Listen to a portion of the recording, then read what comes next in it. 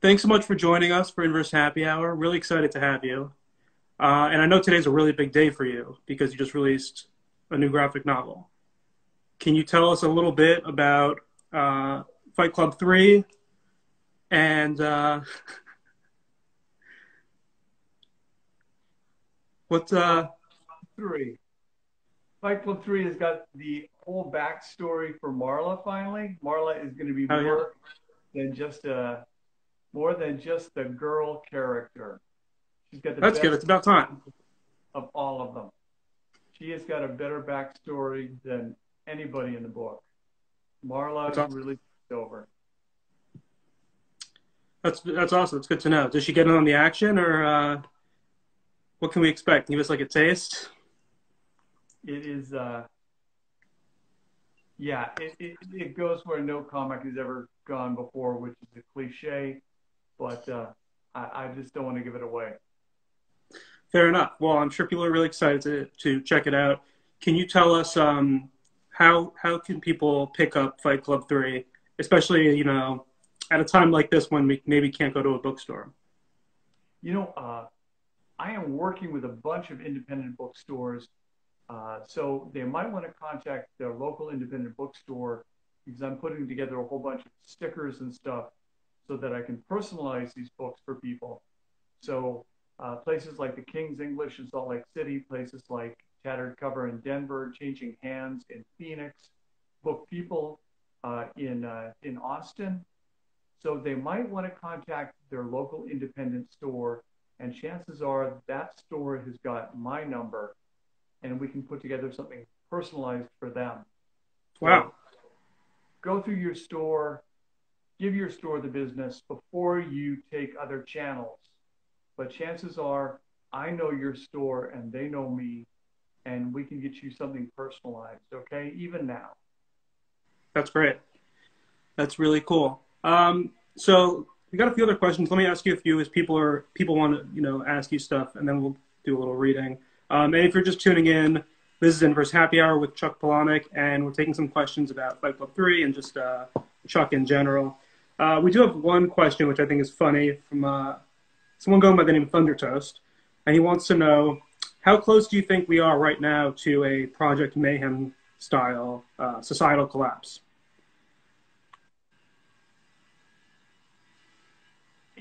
Right now it feels less likely than possible, a little less likely than ever, just because everybody is so looking out for their own skin right now. Nobody really has gotten to that point of giving up yet.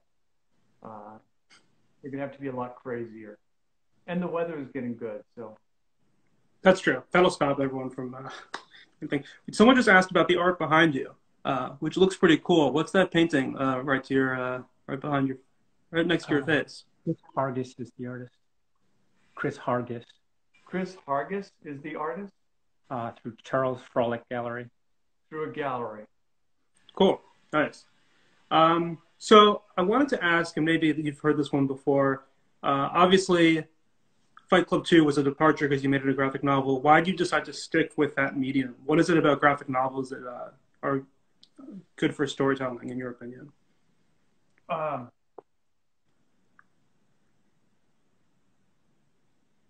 Boy, so one of the best things about graphic novels is the still image. When you think about the still image, you can really examine the still image. In film, you can only put so many elements in a shot, and that shot is only going to be on the screen for a number of seconds. So people are going to pick up a couple faces, maybe a prop, and that is it. But still images in comics, big splash pages, can be examined at your leisure. So that's one of the things in comics is you can put in such a level of detail that you could never use in film. And if you put that detail into prose, it would be fantastically boring and static. So just that level of fantastic splash page detail and the really intense plotting of comics, because every time you turn that page, there's got to be a setup and a payoff. So for 25 pages of comics, you've got a dozen really great setups and payoffs. And that's better pacing than almost any film, and definitely better pacing than most novels. Interesting. Yeah, I think it's a great, obviously, there's so much you can do with that kind of format, and so many different ways to push it. Someone has a writing question for you. They want to just know how do you find the unique voice? How do you write in your own voice? You steal someone else's. That's always the answer, isn't it? Well, not necessarily the voice of a writer, but you listen to people and you listen for how they speak wrong, because voice is always kind of a distortion. Think about Bill Withers and his big hit, and that whole lineup. I know, I know, I know, I know, I know, I know. Nobody had ever distorted music like that before, and so it worked, and it was such a fantastic hook. So listen for the hooks in people's conversation, in their natural storytelling, and then use those hooks in your writing. Wow. Good Bill Withers reference, obviously. R.I.P. A great man. We're getting a lot of questions that are just various sequels. When is this coming out? When is another? So I'm just curious, having just released a sequel, are there any other stories of your many books and other creations that you want to keep pulling those threads? Boy, right now with Fight Club 3, I start to pull the Chuck Palahniuk universe together a little more tightly. Interesting. It segues into something that is very unlikely. What's that? I'm not going to give it away. It's given away on the very last page. Oh, interesting. All right, I'll have to check it out. Well, all right, so good to know, anyone listening. You got to pick up Fight Club 3 because there is a big moment at the end. And for anyone just joining us, we've got Chuck Palahniuk on Inverse Happy Hour. My name is Jake. We're going to take a few more questions, and then we're going to do a very special reading from one of Chuck's short stories. So you talked about this a little bit, but maybe some other thoughts. What's the difference between writing a graphic novel versus writing a book? Writing a graphic novel has a built-in progression, built-in transition between one moment and the next, and that is the panel. It's always panel, panel, panel, page turn, and the panels carry you forward. So in writing a book, you always have to come up with a completely different form of moving time, of implying the passage of time, and transitioning from one topic or one setting or one time period to another. So for me, every book, has to have a device like the rules of Fight Club. The rules of Fight Club were just a transitional device so I could jump around temporally within one short story and cut story like you would cut film or like you would cut comics. It's much more difficult to kind of do that jumping around in prose. In comics, it's easy because of the panels. Interesting. Yeah, I like it. Someone else wanted to know what other quarantine reading would you recommend? Anything you've been reading? Anything that you think is particularly appropriate right now for people looking for a book? I'm always a sucker for short stories. So if you can get a copy of Namie Moon's Miles from Nowhere, it is a fantastic collection of short stories. Namie, N-A-M-I, and Moon is M-U-N. So Namie Moon. Amy Hempel has a new collection of stories that is a couple months old called Sing to It. So you might look for Sing to It. If you haven't read Jesus' Son, these are all kind of down and out short story collections that offer a lot of comfort in that the characters are really struggling through something themselves. So keep those all in mind. I think sorry, go ahead. If you're looking at things that are contained, stories in which people cannot leave the setting, you might reread The Haunting of Hill House by Shirley Jackson. Yeah, it's a good story about being trapped, right? Trapped in a very claustrophobic setting. You might even look for They Shoot Horses, Don't They?, which was a fantastic novel before it became a movie in the early 70s. So I think it's by Horace Greeley? No. Anyway, they shoot horses, don't they? Which is also claustrophobic, single setting. Nice. Yeah, I think short stories are also really smart. You know, it's tough to maybe focus on something big when there's so much going on, but a short story is like a nice piece of entertainment you can get wrap your head around. Someone wanted to ask, do you have a favorite character that you've created? Boy. Hmm. You know, for a long time, the favorite character was always Denny from Choke. Denny was so sweet and endearing. And then for a long time, it was Pygmy, uh, because Pygmy was always like the outsider, the other that I always felt like. But more and more, my favorite character would have to be, uh, Baba Graybeard, this mystic sex witch who lives high on the slopes of Mount Everest, uh, and constantly masturbates with a bone. She would have to be my Nice. favorite character. Yeah, Baba Graybeard from the book Beautiful You. Hmm. That sounds like I gotta check that one out. I haven't read that one, but it No sounds one's like a very interesting character. I'm getting a lot of questions about the Damned trilogy, so I'm gonna have to just ask you. But feel free to tell these fans that you don't have a comment.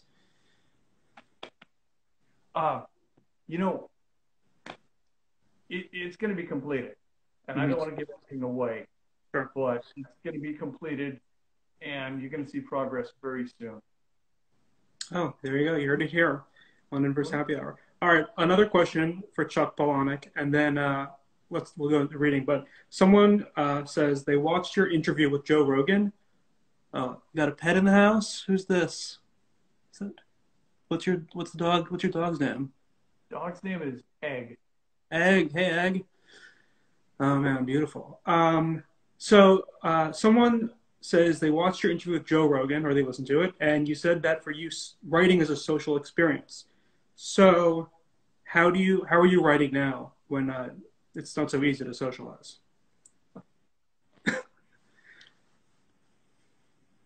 That's one of the problems is I'm not writing as much as I should Ah, be writing.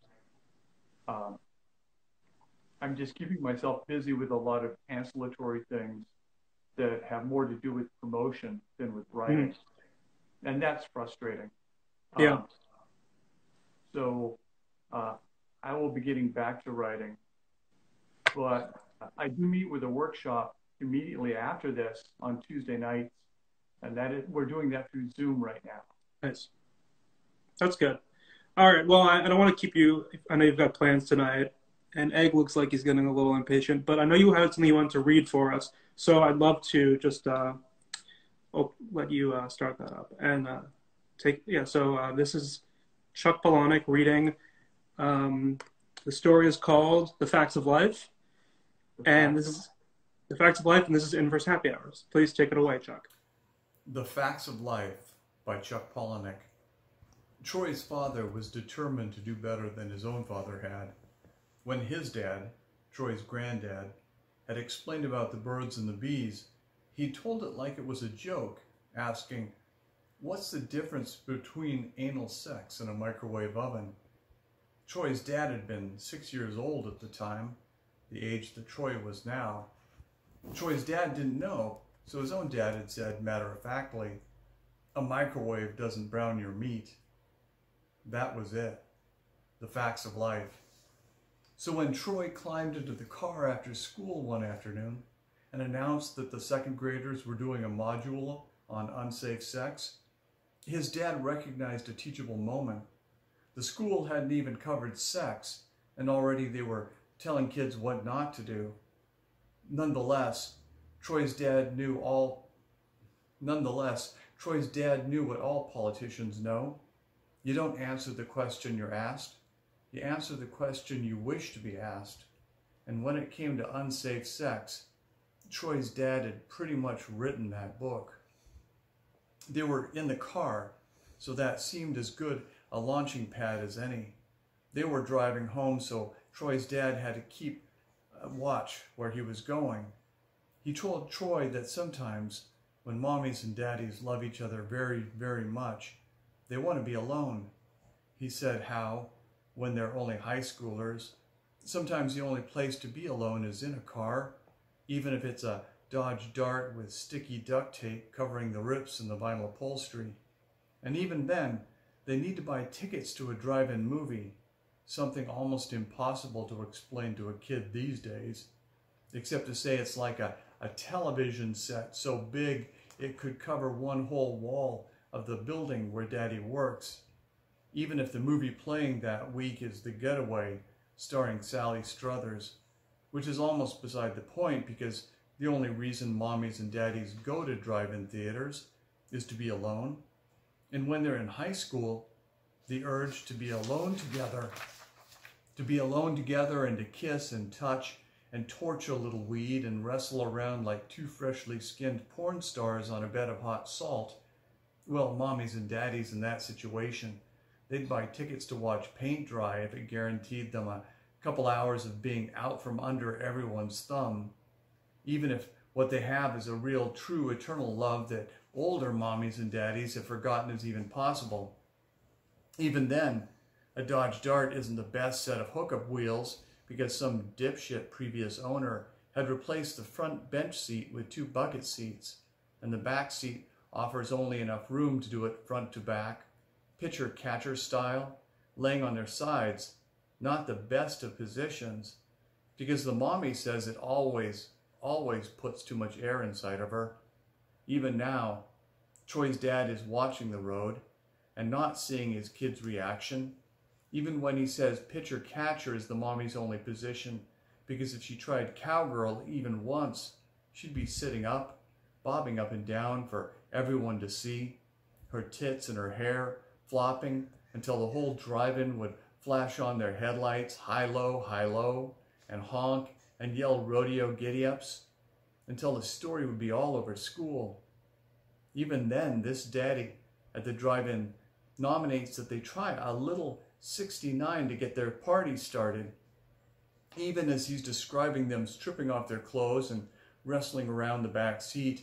Even then, his little boy, Troy, asks what this has to do with where babies come from, even if his dad has reached the moment where the mommy takes the daddy's danger zone between 2 fingers of one hand, like she's picking up used trash off the floor of a public bathroom. And she says that he's not smelling as fresh as she'd like, and she's having second thoughts, even after he's explained and explained about how clean he is and the nature of foreskin. Even so, she's not buying it, even when he throws out his old argument about, hey, what makes it only genital mutilation when it happens to girls? Even then she's frosting over, even when he says, genital mutilation is genital mutilation no matter how you slice it. Even that doesn't make her laugh, even when he winks to indicate he's just kidding. Even then she's dug in her heels regarding the possibility of copying his junk. So he climbs his top half into the front seat and pops open the glove compartment and digs around the old road maps, even if that means explaining a road map to his kid, a generation of kids who have GPS everything, so they'll never know the origami nightmare of trying to refold some old paper at night in the wind. Even then, he's searching for a condom and something, anything, to cover the smell, even if that smell is nothing but the way that a healthy pre-mutilated danger zone is supposed to smell. Even then, all the daddy can locate is this big bottle of hand sanitizer left over from the last winter pandemic about Asian bird flu. And even though that was a decade before the kid was born, his kid wants to go off on a tangent about what was bird flu and what's a bucket seat. Even if none of that matters in the big picture, even now he's explaining how the daddy shows the hand sanitizer to the mommy in the back seat covered with the duct tape. And he offers to sanitize her his entire danger zone if that will make her happy. Even her frosty heart can't not melt when exposed to that big of a romantic gesture. Even then, he's worried that this is going to hurt because the bottle says it's a big percent alcohol. Even then, his danger zone is aching with a need so bad that it overrides his common sense. So he squeezes out a jumbo handful of this clear, cold, slimy gel and uses it to jack his danger zone. And even with almost 100 germicidal ingredients listed on the label, not counting a trace amount of aloe vera, even then it doesn't hurt as much as he'd imagined, not as much as his zone is already aching, as if he might die from an impacted sperm, like a wisdom teeth but between his skinny teenage legs. The pain's not so much that his danger zone changes its mind, even when the mommy still won't give him throat. Even then his danger zone is still as rock hard as the nose on his face. Even when he face plants dead center in the mommy's danger zone and goes to town, playing this game that they used to call Flipper, which is based on a TV show so old that even Nickelodeon won't touch it. Even then, this mommy won't put her lips to work because now she's worried about being poisoned by chemical compounds. Even then, instead of giving up, the daddy stays face down, holding his breath, playing Flipper, treading her water with his tongue because he knows that if she's hot enough, she'll agree to anything. Even now, Troy's dad keeps his eyes on the road while he senses a tidal wave of questions building up inside his kid. Even then, the drive-in daddy doesn't come up for air, only dog paddles with his tongue, until the moment that the mommy is so flooded that he can flip his head back so fast a spray of her mommy juice will fly off the end of his nose in a sloppy arc of splash while he squeaks a fast ee of dolphin laughs and claps his hands together like little dolphin flippers, like every time they watched that show growing up on TV. Even then, his danger zone is so full to bursting with about 2,000 pounds per square inch of pressurized daddy juice when, smell or no smell, this mommy wants nothing more in the world than pitcher-catcher front to back on the rear seat of the Dodge Dart, air or no air inside of her. Even then, what's left unsaid is how her monthly mommy time is no fewer than 11 days past its normal ETA. Even then, she's telling herself that it could be from throwing up one too many corn dogs, even if she's done the math in her head and she pictures her mistake already the size of a cell cluster. Even then, his kid, Troy, asks, "Was that the start of me?" Still trying to steer the whole birds and the bees routine. Even then, the daddy in the Dodge Dart is slamming danger zones with a mommy, such sweet, perfect memories, with Sally Struthers saying something to Peter Fonda on the drive-in movie screen. Even then, he's got no idea he's already a daddy. No, he's just slamming away with dried flipper water, making the skin tight across his face, until he hears the mom squeal like every Christmas morning rolled into one. And he lets himself go. And even then he wants to go again. But she says to first smoke a fatty that she's got in her purse. And she crawls out from next to him and she pinches out this blunt and sparks a lighter. Paraquat and malathion be damned. And even then she's complaining about the air that he's trapped inside of her. Even as she torches the blunt, and they can hear that it's not great stuff, because even with Sally Struthers squawking about something, they can both hear the seeds popping when she takes a long drag. Even then they start swatting together their danger zones again, because in a daddy's high school years it never really goes all the way soft. Even then, the kid, his kid, Troy, wants to know why they'd smoke a fatty at the risk of giving him unborn brain damage. And isn't this just like a kid to ask a question and not wait for the answer, and to be so self-involved? Even with his kid lecturing about unsafe sex and the effects of THC on the first trimester, even then he's describing how this one seed pops, loud, pops, and sparks like July 4th, these sparks shower down until these sparks land in the mommy's bush. The next part is pretty, a pretty glow, like a flickering blue bananas Foster or a crepe Suzette served tableside, like a Spanish coffee when the waiter showers it with cinnamons that light up like fireflies, so pretty the mommy and the daddy can only gaze down at this blue nimbus, like from a black and white television showing old movies, this spellbinding blue light that dances down there in her lap hair, which must be drenched in second-hand hand sanitizer, because that stuff never fully evaporates, and because her bush hair explodes like napalm in the morning behind Charlie Sheen in a second feature. Even then, the mommy and the daddy don't think to stop, drop, and roll, like Bill Cosby told them their whole growing up. Instead, they scream, and even the mommy's danger zone, it screams with all the air the daddy's put inside of her, until this blast of air blows fire like a fire-breathing dragon, like a Vietnam War flamethrower, or Lieutenant Ellen Ripley chasing the alien around in the dark, a total kick-ass feminist hero, the likes of which nobody had ever seen before, until she turned out to be just Sigourney Weaver. Even then, the fire shot across the back seat to set fire to the daddy's hand-sanitized danger zone, not just the hair, but the skin parts too, which are still stuck straight out under internal pressure, until having extra foreskin is the least of his worries.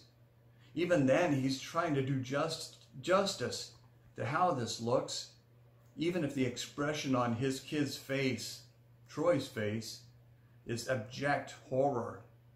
Troy's dad says it's like when they're camping and they get their marshmallows too close to the flames, and they're left holding this spitting, dripping blob of melting, sizzling mess that nobody can extinguish, tons worse than just browning your meat. Even then, the mommy's monthly time decides to come, even when it's not her time, because that's how ladies do if something startles them, like a spider next to the sink or a scary Halloween mask. Ladies, they contract all their muscles in a defensive maneuver the way a squid will squirt ink to create a smoke screen so she can make her fast getaway.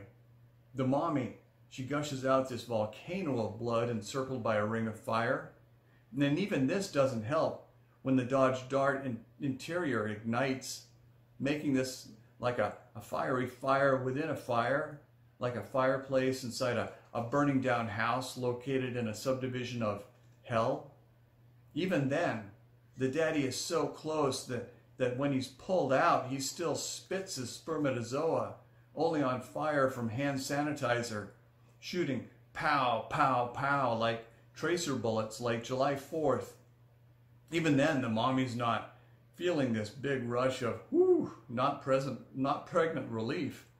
Even then, the mommy and daddy just jump around the back seat of the Dodge Dart until every headlight behind them is flashing high-low, and everyone is making rodeo whoopies and shouting, "Let her buck," not knowing that this is a danger zone conflagration.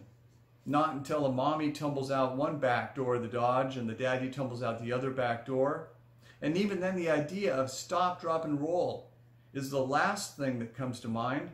Even when they're both running on fire, trailing burned bits of marshmallow, smoldering, dropping off bananas Foster gobs that sputter in the drive-in movie gravel, setting fire to paper napkins dropped by litter bugs.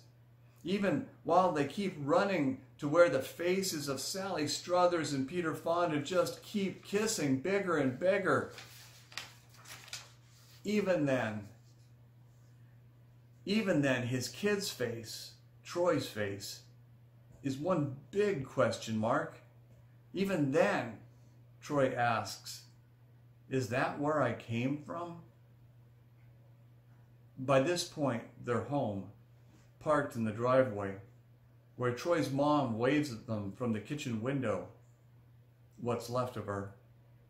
Even then, Troy's dad is so determined to outdo his own dad's lame performance that he says, "No, my son," he says, That is why you're adopted. The Facts of Life by Chuck Palahniuk.